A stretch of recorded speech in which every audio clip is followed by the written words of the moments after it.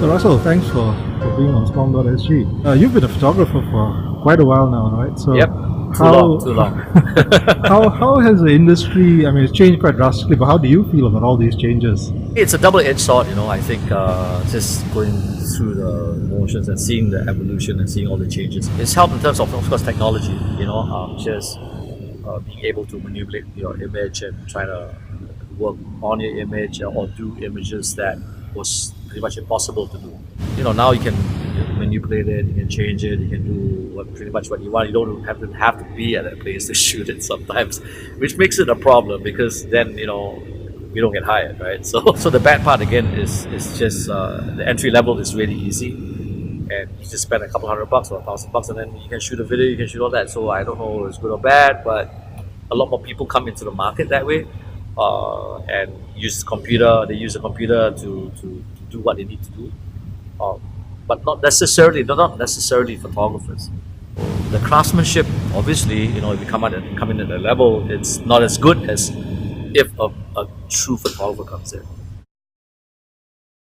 I mean, the first big mistake people make is they put the subject in the middle, and we call it the bullseye syndrome, because everything's, because your focus is in the middle, right, usually. So you want to always put the subject in the middle, but I'll tell them that, hey, shift it to one side, get more negative space so you can see more environment.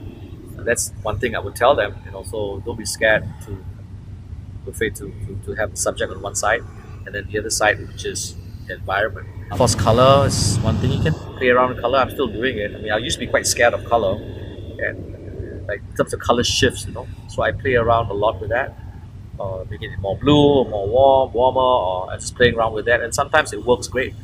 When I started out, you kind of develop this habit to fix things on the set. So when you go to video or film or you're making movies, it stays with you, and because that's how movies are made. You got to move stuff around. Not everything's on the computer. So in a way, it's kind of a good habit to have. But to me, it's still your eye is important. The way you compose, the way you light, that stuff you can't fake.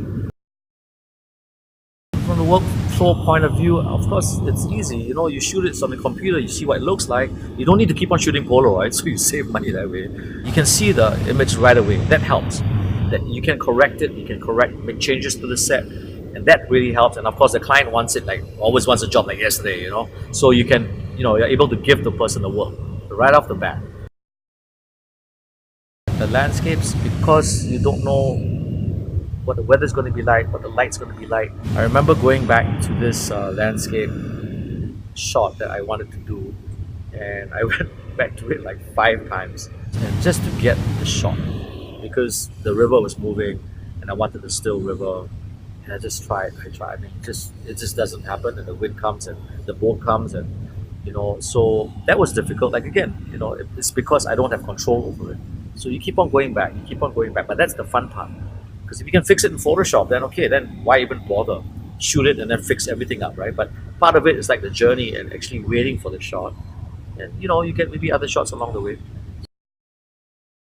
The shot of Jackie right here, he's sitting right in the middle of Nathan Road in Kowloon in Hong Kong. It was for a cover for Time magazine, and Time wanted a portrait of him. I came up with this idea that Jackie being the king of Hong Kong, he's like the king of Hong Kong, right? So I want to put him in the middle of the road, and Jackie and I and the manager, we all just having dinner.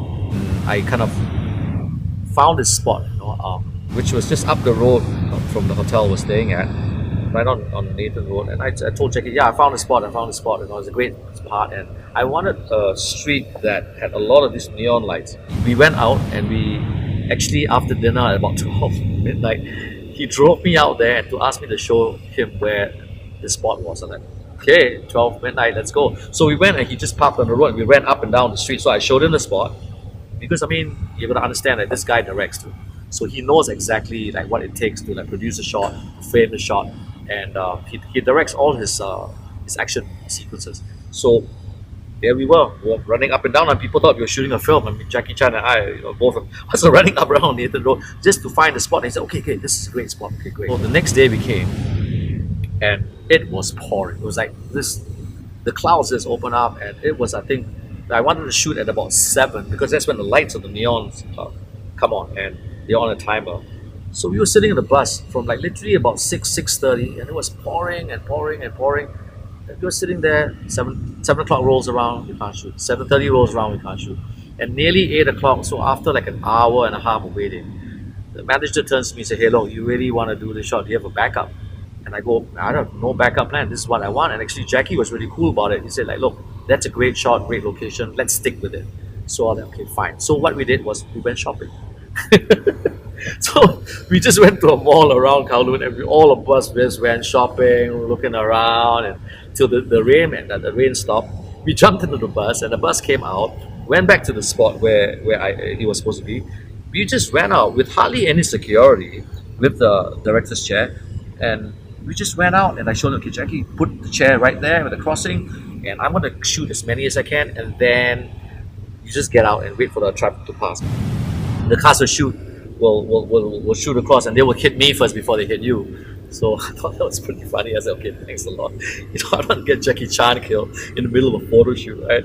So yeah, so we did that, and we got some great shots, and people, as you can see, the people on the side were all looking. The people here on the side were all looking like, "Hey, what's going on here? Is he shooting a movie or whatever?" Yeah, there was no security, and he was just like shouting in, "Daigo, Daigo," whatever, calling it Big Brother from Hong Kong. And we got it done, and he was so helpful and so appreciative of what a photographer needs, because like I say, because he directs films himself, directs sequences himself, so he just appreciate the whole concept, the idea, the execution of it. And I'm glad that we stuck it out and actually we did it. I'm working on this project for myself, a book on geishas and the life of a geisha in Kyoto. And for the past 8 years, because I love Kyoto and I've been going back there very often, it's like kind of like a second base.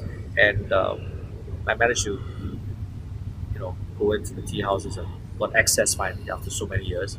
And so I'm just doing kind of a documentary type book on life, in the geisha house. And a lot of my friends are these jazz musicians, and I go on tour with them sometimes, which I really enjoy.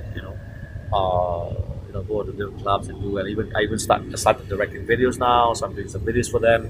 So that's kind of nice. Of course, movies. So movies, I just finished working on all the publicity for Crazy Rich Asians, which will be out next August 2018. So that's fun because that's a Hollywood film, studio film from Warner Brothers. So that's nice. Which was shot here in Asia, and great cast, good director. And it's nice because it's about a Singapore story, as you know, from the book by Kevin Kwan. Yeah.